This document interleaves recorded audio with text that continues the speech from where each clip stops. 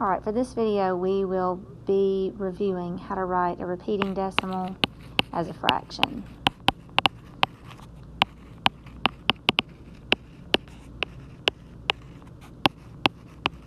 We'll start with something simple like 0.4, repeating.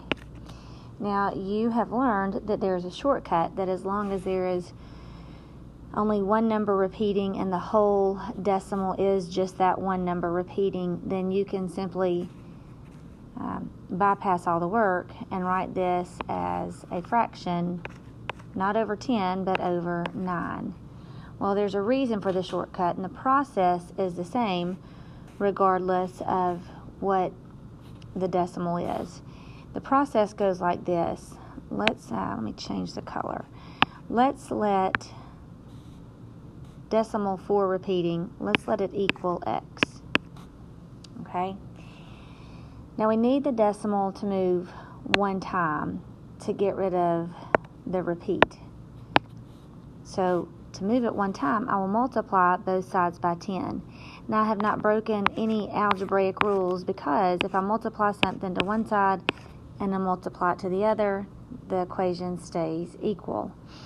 So now I have 10x on the left, and on the right, if you think about it, we took decimal 4, 4, 4, 4, etc., and we multiplied by 10. Well, all that really did for us was it just moved the decimal 1 point. So we did move the decimal like we were wanting to, however, we still have a repeating decimal. I'm going to go ahead and write that repeating 4 as several 4s. It helps me see what I actually have at hand. Okay, now the next step is, to me, the weirdest step, but you'll see in just a second. What we're doing is we are going to subtract the same thing from both sides of the equation. Now, on the left side, I'm going to call it x. Okay, and I use that red because I had used red up here, so I'm going to use red right here. I'm subtracting x on the left. But on the right-hand side, it wouldn't make sense for me to use x because I don't have x's. So on the right-hand side, I'll call it decimal 4 repeating. So I'm going to line up my decimals, and I'm going to, instead of writing just the 4 repeating, I'm going to write several 4s just to see it all come together. So again, I've not broken any algebra rules because I have done the same thing to both sides of the equation, so the equation is still balanced. Okay, on the left-hand side, 10 minus that understood 1 gives me a 9x. And on the right-hand side, you can see that all your repeating 4s cancel. So the only number that I'm left with is a 4. And then from there, the equation is simple. Again, though, you're not breaking any algebra rules. You're going to do something to one side, then you must do it to the other. And that is where that little magical 9 comes from that we wrote earlier, 4 over 9. Okay, let's look at another example. Let's say this time our decimal is 0.53,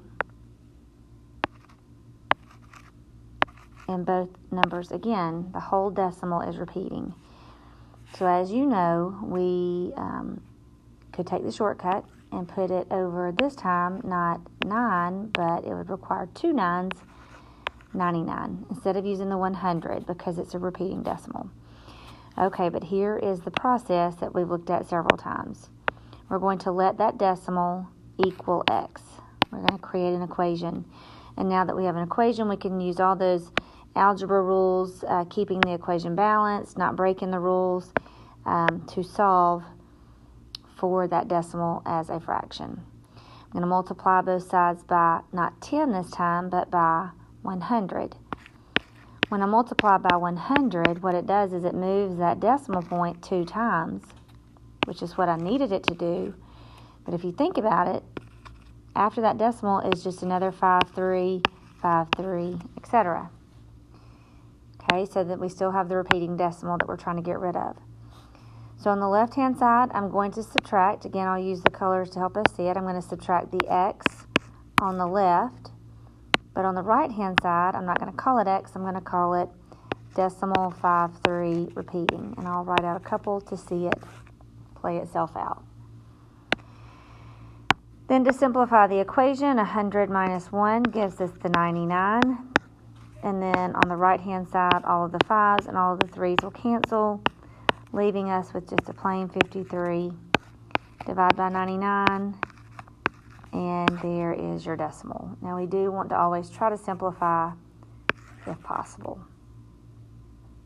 Okay, now the next one is where we would run into trouble.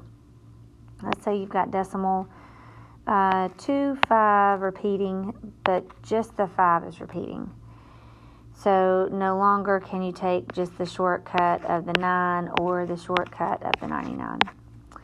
So this time we'll still go through the exact same process. The same process says x equals. Now again, I only have one number repeating, so I only need to multiply enough to move it one time. So that number would be 10. 10 to both sides moves that decimal one time. Okay, but we still have a repeating decimal. But our repeating decimal we could write out several times to see it. Same process, we will subtract x from both sides. X there, but on the other side we won't call it x, we'll call it, line up your decimals, 2, 5, and again some 5s repeating. 10 minus the 1 there gives us the 9. And on the right hand side, your 5s cancel, and then all of a sudden we want to run into a decimal that does not cancel, so we bring that down, and that would be 2.3. Same process as before, divide both sides by 9. And it seems like we are done, except for the fact that we have a decimal and a fraction. So again, just to move that decimal, we're not going to break any rules as long as we do something to the top and to the bottom. If we multiply the top by 10 and the bottom by 10, technically we're just multiplying by 1. 10 over 10 is 1. It probably would look better if I wrote it like that. 10 over 10 is 1. Well, what that 10 does is it moves the decimal on the top to make it a 23, 23. And on the bottom, 9 times 10 is 90. And that is 0.25 repeating.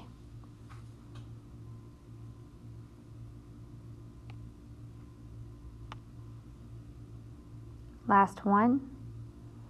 Let's do 0.342 with the 42 repeating. Okay, I'll let it equal x. I have 2 repeating numbers, so I will multiply by 100. 100 on the right-hand side would move that decimal point 2 times, which doesn't seem like it did any good. Now think about what comes after the 2. Remember, the decimal is 3, 4, 2, 4, 2, 4, 2. So after that 2 would be another 4, then another 2, then another 4, then another 2. Subtracting x from both sides. On the right-hand side, though, we're not going to call it x. We're going to call it 3, 4, 2, 4, 2. 100 minus 1. And on the right-hand side, this is kind of a way you know you're on the right track. If things are really canceling out, then you know you're on the right track. Even if you get down to a point where they stop canceling, you're still on the right track. 34.2 minus 0.3, you would borrow from the 4. Of course, you could use a calculator. That gives you 9. So 33.9. Divide by 99. And we still have a decimal mixed in with our fraction. Now, I only need the decimal point to move one time to get it out of the numerator. So, to move it one time, I'll multiply by 10 on the top, which means I have to do 10 on the bottom, which gives me my final number of 339 over 990 as a fraction. All right, I hope that helps. I'm going to leave you with some work to do, and you can refer back to this video as many times as you need it.